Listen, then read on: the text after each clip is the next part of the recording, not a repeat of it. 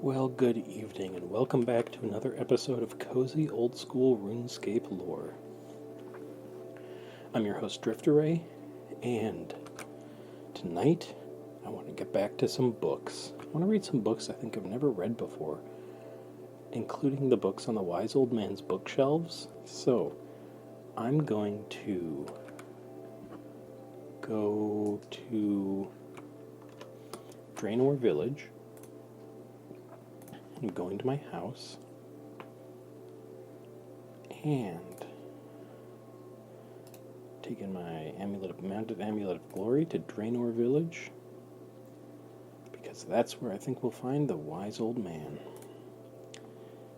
Right across from the bank, the wise old man, who's shown up in a couple of quests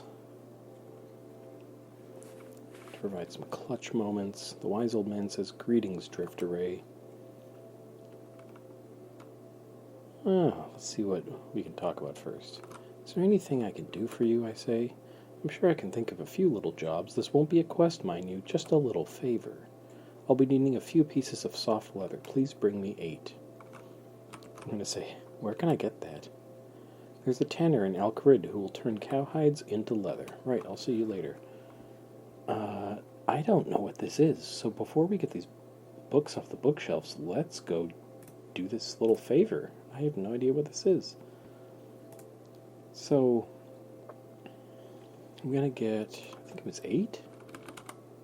Cowhide. 8 cowhide. I'll get 10 just to be safe. And probably need coins to pay the tanner. So let's get out, I don't know, 5k. Okay. Okay. Alright, so now I'm going to go back to my house and then use my mounted amulet of glory to go to Alcarid. There it is. Alcarid, amulet of glory. Teleport there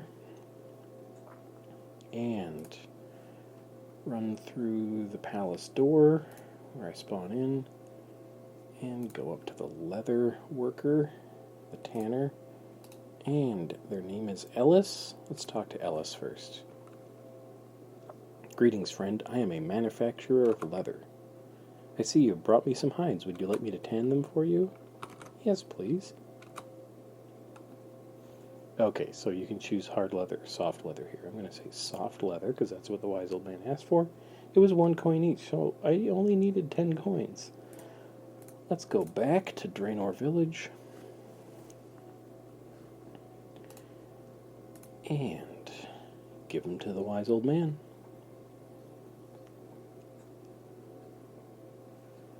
Here we go. Walking over to the wise old man's house again. Talk to wise old man. Greetings, Drifteray. I've got the stuff you asked me to fetch. The wise old man blesses you. You gain some prayer XP. Thank you, thank you. In thanks, I shall bestow on you a simple blessing. Oh, that was the prayer XP, I think. Okay, if I talk to him again, does he ask for other things? So he just gives you all these little fetch quests, and you get prayer XP each time. I don't even remember how much that was. I think it was like a couple hundred, so probably not worth it. It's interesting. Okay, so you can do little quests for the wise old man. Not really quests, but you can do little errands. I'd just like to ask you something, I say. Please do. Distant lands. You can ask him all about all sorts of things. The wilderness. Could you tell me about the wilderness, please? If Intrana is a land dedicated to the glory of Saradomin, the wilderness is surely the land of Zamorak. Okay, this is great.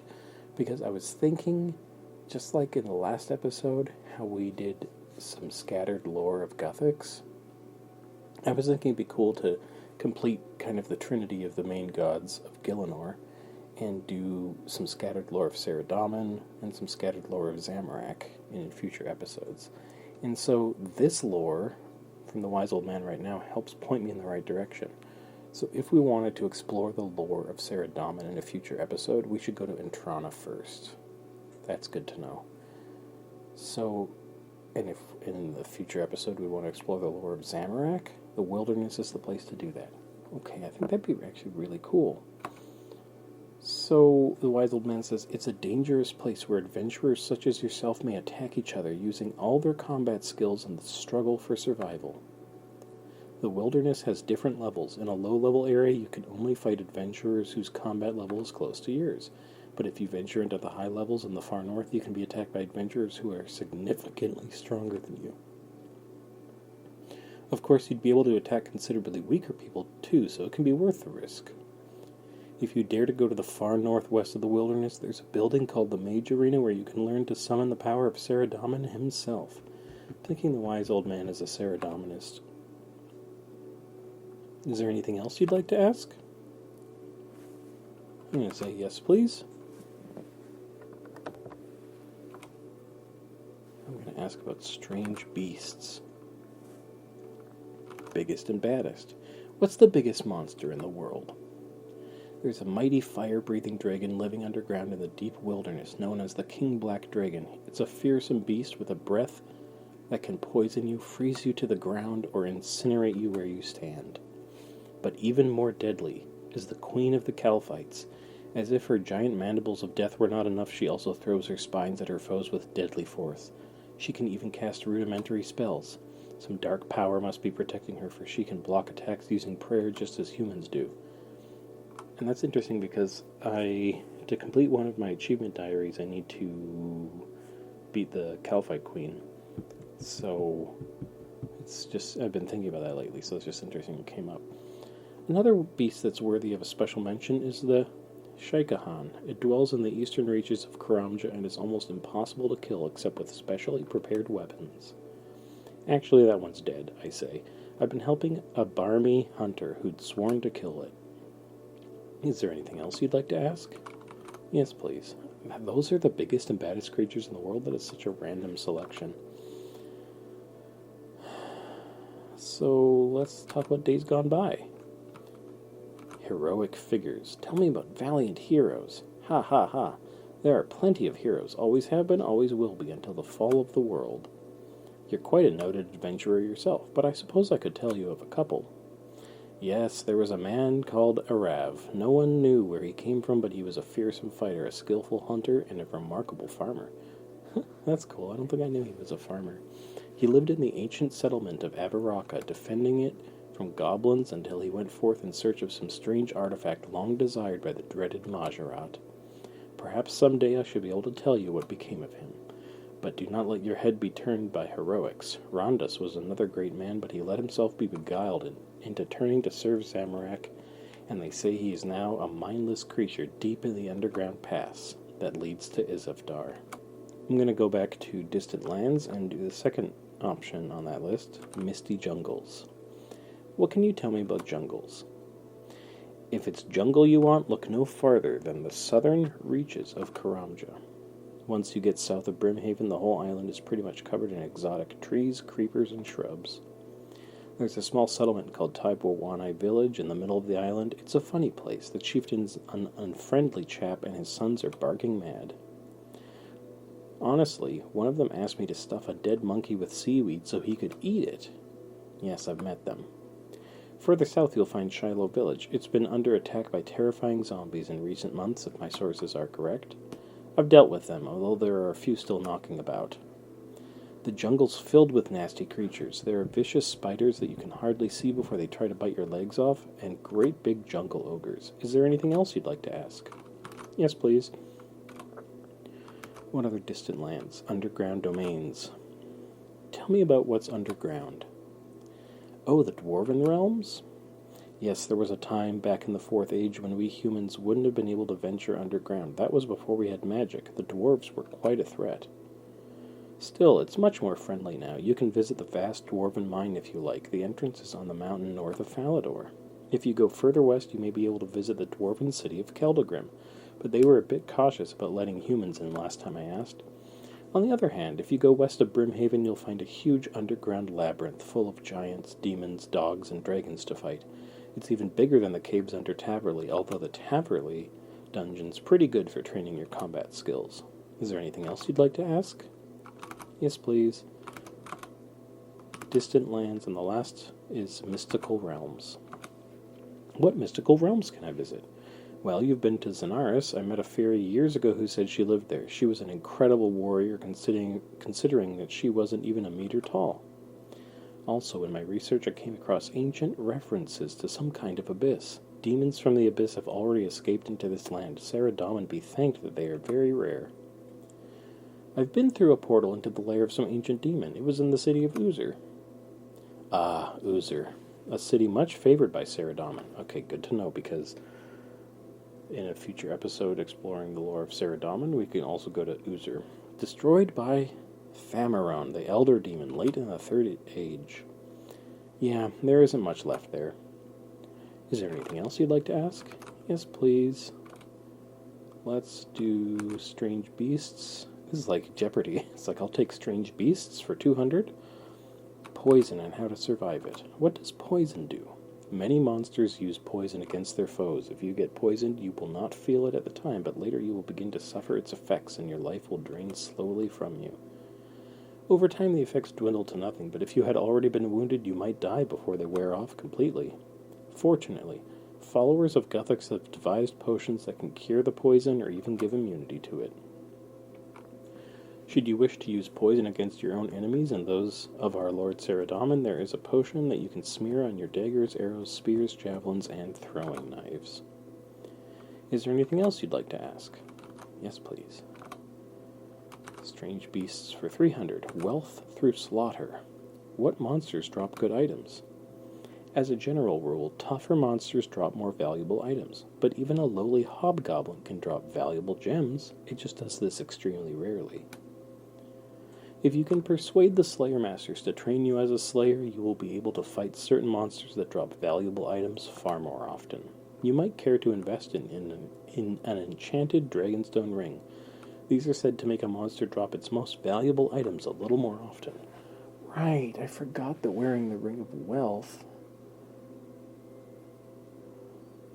has like all these additional effects. I think it's like you automatically pick up coins when they're dropped. And I guess the wise old man is saying that they also impact the drop rates, maybe from the rare drop table. Is there anything else you'd like to ask? Yes, please. Strange Beasts for 400. Random events. What are these strange monsters that keep appearing out of nowhere and attacking me when I'm training?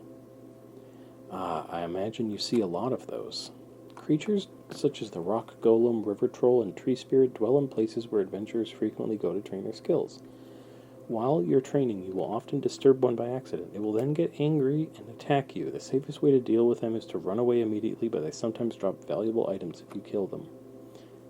So, I don't know what he's talking about. Is that something that got removed from the game? Because I never face random monsters when I'm skilling. Is there anything else you'd like to ask? Yes, please. Alright, there are 3 more categories. Days gone by. Oh, okay, we already did heroic figures. Let's do the origin of magic. Where did humans learn to use magic? That was quite a discovery. It revolutionized our way of life and jolted us into this 5th age of the world. They say a traveler in the north discovered the key, although no records state exactly what he found. From this he was able to summon the magic of the 4 elements using magic as a tool and a weapon. He and his followers then learned how to bind the power into runes so that others could use it. In the land south of here, they constructed an immense tower where the power could be studied, but followers of Zamorak destroyed it with fire many years ago, and much of the knowledge was lost. Oh, a tower south of here. Oh, does he just mean the wizard's tower? No, but it's not destroyed. What tower is destroyed? I'm looking to the south. To the south of here. He must mean the wizard's tower, but maybe the wizard's tower was burned by Zamorak followers, but the tower still stands, but the knowledge was lost. Then he says, that said, I hear you've been very helpful in recovering some of it. Well, I didn't do much. Is there anything else you'd like to ask? Yes, please. Let's do Days Gone By before 300. I suppose you'd know about the history of today's cities? What a big question. I suppose you'd know about the history of all of today's cities. Yes, there are fairly good records of the formation of the cities from primitive settlements. In the early part of the Fourth Age, of course, there were no permanent settlements. Tribes wandered the lands, staying where they could until the resources were exhausted. This changed as people learned to grow crops and breed animals, and now there are very few of the old nomadic tribes. There's at least one tribe roaming between the Troll stronghold and Relica, though. Yes, I've met them. They're all mad, I say. Truly, their faith in natural spirits is rather foolish, but they're a pleasant enough people. Well, that seems very offensive. Anyway, what was I saying? Ah, yes. One settlement was Avaraka. That's the place where apparently Arav is from. It's funny because it's like he's named for the city of Avaraka. But the wise old man mentioned that in the heroes section. Avaraka, a popular trading center. In the west, Ardoin gradually formed under the leadership of the Carnelian family, despite the threat of the Majorat warlord Haziel, who dwelt in that area until his downfall. I foiled a dastardly Zamorakian plot to have Haziel resurrected. So I'd heard. Lord Saradomin is smiling on you. Is there anything else you'd like to ask? Yes, please. Let's do Days Gone By 400, the wise old man of Draynor Village. Tell me about yourself, old man. Ah, so you want to know about me, eh? What could I say about myself? Let's see what I've done. I've delved into the dungeon west of Brimhaven and heard the terrifying crash of the steel dragons battling each other for territory. I spent some years on Antrana where I learned the techniques of pure meditation. I've wandered through the vast desert that lies south of Alcarid and seen the great walls of Menaphos and Sophanem. That feline statue you've got on your bookshelf there. Oh, I see it. Yeah, there's it looks like a bronze cat statue. I'm sure I saw something like that when I was in Sophanem. I've always liked to collect little trinkets to remind me of the time when my life was more, exciting. So you've spoken to the Sphinx, then? Spoken to a Sphinx, you say? You can't possibly be serious. What do you mean? Ha ha ha, the people who live deep in the shifting sands of the desert will often tell travelers tall tales of strange beasts, but that doesn't mean any of it is remotely true. But I've met this Please, adventurer, there's nothing to be gained by interfering in matters you do not understand. Even if such a creature were to exist, which it does, even if such a creature were to exist, it would be terribly dangerous for you to get involved in its business. I have heard of terrible things happening to travelers in that land, and I would not wish for you to be dragged into anything like that. Indeed, I have heard of adventurers doing the most shameful and blasphemous deeds, believing themselves to be acting on behalf of some false god. So please do not speak to me of this matter again. Now I believe I was telling you of my adventurous youth. Apart from all that, I've spent many a happy hour in dusty libraries, searching through ancient scrolls and texts for wisdom of those who have passed on. Plus plenty of other adventures, quests, journeys. Is there anything else you'd like to know? Yes, please. We have 2 categories left. Gods and demons. 3 gods? I heard that Gielinor has 3 gods. Indeed, this is correct. Saradomin, Guthix, and Zamorak. Saradomin, the great and glorious, gives life to this world. Zamorak craves only death and destruction. Guthix, calling itself, interesting, not himself in this case. I saw in the wiki that there were these, like, Jagex responses to fan letters that were called, I think, the God letters or whatever, and it's like the gods would reply, like Jagex would publish, like, replies allegedly from the gods, and apparently apparently Guthix talked about being, like beyond gender, which is really cool, but it's not canon. Apparently those god letters aren't canon, and the wiki says that, like, everywhere in the game calls Guthix he, so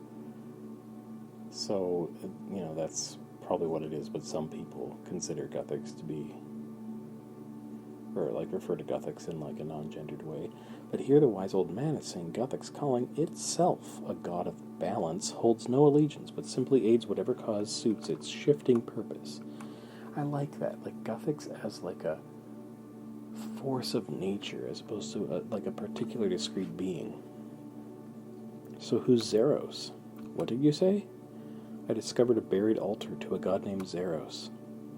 Please, do not speak further of this. No good can come in meddling in such things. It's funny how the wise old man will be like, oh, you want to talk about this? Talking about it is meddling.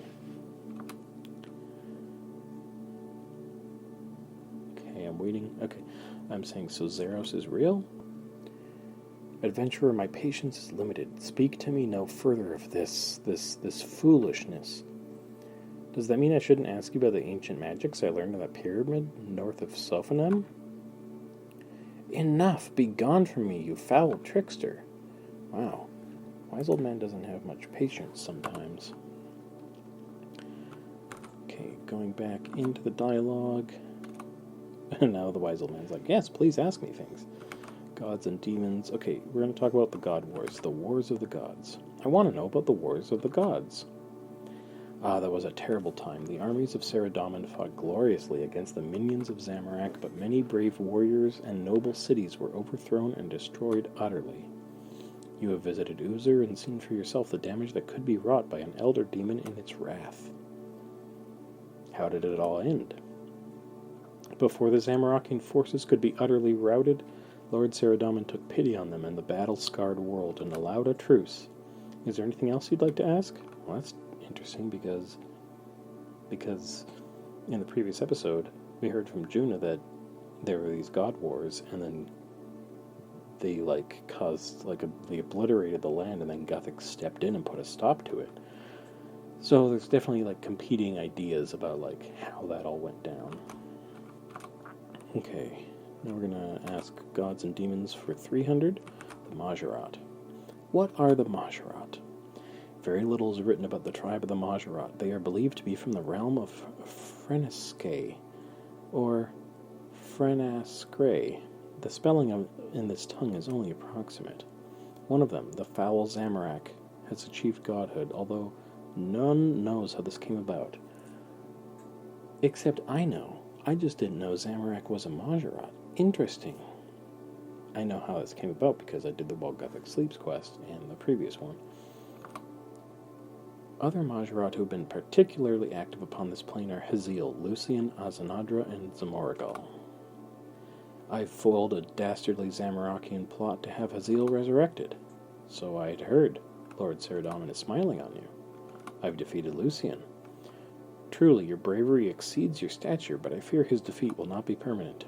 Azanadra taught me some ancient magical powers after I unlocked the pyramid where he had been trapped. Leave me, traveler. I am old and your words filled me with horror. Alright, let's go back in. We're rounding third here. Okay, let's ask gods and demons for 400. Wielding the power of the gods. Can I wield the power of Saradomin myself? On completing the trials to use the Mage Arena, you can wield the cloak and staff of Saradomin. You will then be able to cast the Saradomin Strike spell, which summons his power against your foe. Is there anything else you'd like to ask? Yes, please. Alright, we're on to the last category. Something to do with you. Your hat. I want to ask you about your hat. Why, thank you. I rather like it myself. It's like a blue party hat. I'm saying, you stole it off the woman in the bank. You stole all this valuable stuff, too. Stole it? How could you possibly think I did such a thing?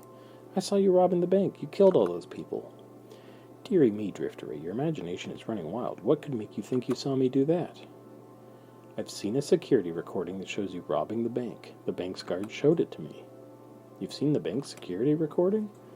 Tut, tut, tut. Oh, well, at least you'll never be able to tell the bank about me. They'll never listen.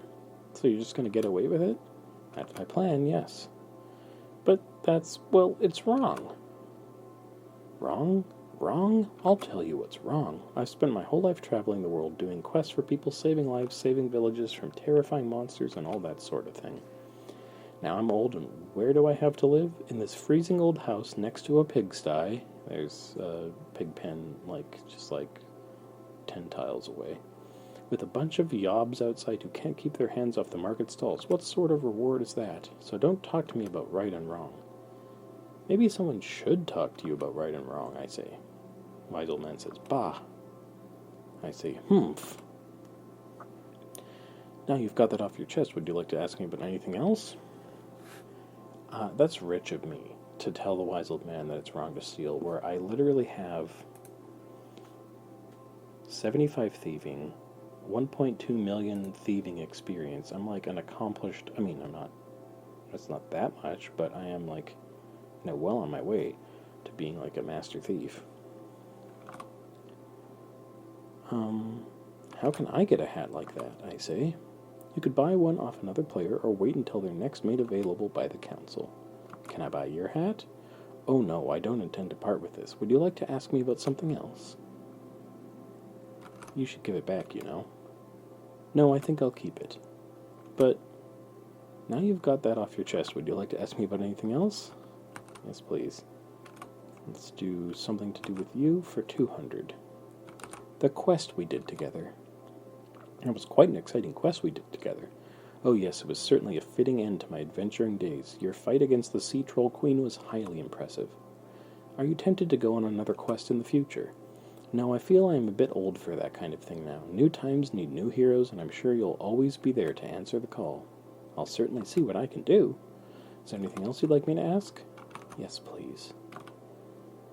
Something to do with you for 300, and that's the last one. Your retirement. When we finished fighting those sea trolls, you said you'd finish with adventuring, didn't you? Yes, that's right. I'm an old man, there's no denying it, and I need a nice, quiet retirement. Besides, I think you've proved that the new generation has its own heroes and adventurers. I should step back and let you get on with it. Does this mean you're not going to do any more big robberies? Well, since you saved my life while we were fighting the Sea Troll Queen, I don't mind telling you. I trust you won't tell anyone about this? Go on. I might just have something in mind. After all, that little bank incident went very smoothly. But you're retired. I retired from adventuring and questing. The episode in the bank was hardly a quest, more like a shopping trip. Your shopping trip killed 3 bank staff and several innocent bystanders, not to mention the watchman. I've saved countless villages from unspeakable terrors and slain innumerable evil monsters. Surely I deserve some sort of reward in return. Yet what did I get? Nothing. You yourself would get pretty angry if you did a long and dangerous quest and didn't get any reward from it, eh? I'm sure you would. Well, imagine how I felt at the end of a long life of questing, when I was left penniless and I had to move into this thief-infested village. This little shack was falling apart when I arrived. You go speak to that hag who keeps looking through my window. She'll show you how it used to look before I could afford to redecorate it. Being noble and virtuous simply doesn't put food on the table, and I don't intend to sit in banks begging like so many people do these days. So all those quests in the past, when you saved people from monsters and stuff like that, you only helped them because you wanted a reward? No, it wasn't always like that. I used to be satisfied just knowing that I'd helped, and that was reward enough. But eventually I realized that people forgot about me as soon as the danger was gone, and I wasn't even getting paid properly for my services. Sometimes they offered training in the various skills, but that's no use to me. I eventually realized that the only way I could get a proper reward for my life's efforts is if I took the reward myself, so I took up my cane and staff and headed for the bank. And now you're planning to do another robbery? Didn't you get enough from the bank? Perhaps not, but enough of this matter. Is there anything else you'd like to ask? I'm going to say thanks, maybe some other time. So we should talk to the witch after this, because the wise old man referred us there. Okay, but actually, that was a lot. I didn't know there was going to be such a lore dump from the wise old man. Hold on, there's an eclectic impling outside I want to catch. So I'm running up, running over, and trying to catch the impling. And I got a mithril pickaxe from that. Alright. How much is that worth? I don't know, like 500 coins. Okay. That was a lot of lore, but we're looking for 3 books here. Book on chickens, book of folklore, and strange book. Let's get searching. Lots of antiquarian books on this bookshelf. The next one. Lots of antiquarian books and a little toy horsey. Oh, and I got a book. Strange book. Lots of antiquarian books. Oh, and I got book on chickens, lots of antiquarian books, and I got book of folklore. All right. Let's read them in the order I got them. Strange book. Pick a section to read. Perception and reality. ... Which leads us to the new definition of knowledge as a belief that is both reliably generated and true. Our senses tell us about the world, but to what extent are they reliable? One witness may perceive the weather to be hot, but another witness may consider it to be quite cold. Perception of color may be similarly affected, as the reader may demonstrate by staring at a piece of brightly colored paper. When the paper is removed, the reader may find that everything else appears to be a slightly different color from normal. We may conclude from this that, although we are sensing some intrinsic property of the object under examination, qualities such as color and temperature are not intrinsic. Henceforth, we recommend that the reader consider them to be secondary qualities. The quantity of caloric within the object that gives it this perceived temperature truly is intrinsic to the object, so this may be considered a primary quality. In the following chapter, we will examine the implications of this distinction for the study of natural philosophy. Interesting. All right, let's read the next section. Certainty and assumption.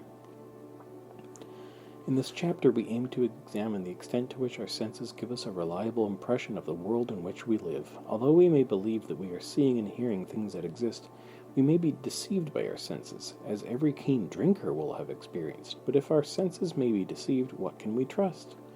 We may perhaps try to rely only on logical deductions and mathematical principles. Yet it is even possible that some fiend may have confused our minds to the extent that we are making false deductions without being aware of this. We therefore present the following statement as the only piece of knowledge about which we cannot possibly be deceived. I exist. Although all information gained through use of our senses and minds may be distorted, no self-aware being can be led to believe that it does not exist. It may not be the man or woman it believes itself to be, but it can never question its own existence in some form. In the following chapter, we will discuss ways in which one may attempt to demonstrate the existence of a world outside of one's own consciousness.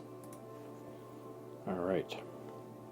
Now we're going to read Graphical Solution of Mathematical Problems from this book. A simple graph containing an x-axis and a y-axis may be used to represent equations similar to the following. X plus 3y equals 5. For every x and y that satisfy the equation, such as x equals 2, y equals 1, or x equals 5, y equals 0, for the above example, the points x and y may be plotted on the graph, and it will be found that they form a line. If a second equation of this form is plotted on the same graph, the two lines may cross at some point. Any point where the two lines cross will be given by some x and y that fits both equations. Readers are invited to create two such equations and try it for themselves. Alright, last section of this book, Reader's Comments. ... Better now. Walls look decent, nice and elegant. These new lanterns were a rip-off, blasted dwarf craftsman. Still not a problem for me. Even got my old Ceridon armor gilded, beautiful gold edges on it. No one else is going to have armor like that. That'll make them think. Hehehe. Licks of gold leaf here and there. Even my globe looks smarter now. Maybe that bath screen was a bit much? No, I saw it. I wanted it. It's mine. Vidi volui mihi est. Still don't know what that thing is, but it looks nice on my desk. Probably some kind of transport. Must run off hot air or dragon flatulence. Running a bit short of runes now. The wizards over to the south always seem to have plenty. But will they spare me some? Bah, not a chance, poxy mage scum. Perhaps another little expedition is needed. They all look pretty weedy over there. Oh, I thought this was published comments from some of the readers. From some of the readers that they put in the book after people read a previous edition of the book. But at the top of the book interface here, it says this page left blank for readers' comments. So maybe the wise old man wrote this stuff based on our dialogue with the wise old man. I would say sounds kind of like him. But it's possible that these are books from someone else, it's a used book that the wise old man has. Okay, that's it for that book. Now, book on chickens. The origins of the bird of evil. Many are the rumors and tales surrounding this foul beast. The earliest of these tales seems to date back to the time of the Majorat. It is a story about a mad mage who attempts to summon a demon and bind it to its will. Unfortunately, his spell failed, and all that appeared was one confused chicken. In a fit of anger at his failure, the mage banished the chicken to the abyss. The chicken, however, appears to have survived and grown in power. Years later, when the mage cast another spell of summoning, the chicken appeared. The story does not tell of what became of the mage. Another popular tale tells of a chicken of higher than average mental ability. Realizing that it and its kind were prisoners in their coops, he organized a rebellion against the human farmers. The farmers, of course, simply slaughtered the rebellious chickens. However, the evil chicken escaped. Blaming its brethren for the crop's failure, it swore revenge on all chickens and all humans. The chicken can strike anybody, anywhere. It is said that a coven worships this fell fowl, and have even built a shrine to it. The exact location of this shrine is unknown, but is rumored to be in the fairy worlds.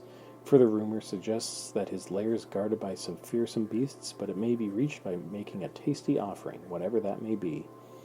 Well, I've actually been to the evil chicken's lair. It is accessed from Zenaris, and you need to offer, I think, a raw chicken and an egg, maybe something else to get in there, and then there's a bunch of black dragons guarding it. Okay, last one here, the Book of Folklore. Very short. The myth of the Elder Dragons. Although the Elder Dragons are generally considered to be a myth, stories tell of an ancient race that dwelt on Gielinor before any other. In some arcane way, their life force was linked to the life of the world itself.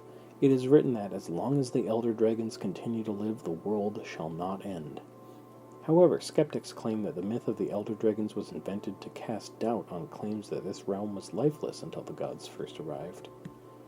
Well, if they're talking about an ancient race, it might be the Dragonkin, the people who created the dragons. Interesting. Okay, so we got the 3 books from there. And now let's go talk to the witch, because the wise old man suggested that we do that. So I'm going to run over there.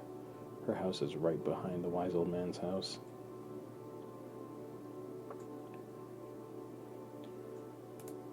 Heading over and talk to Aggie. What can I help you with?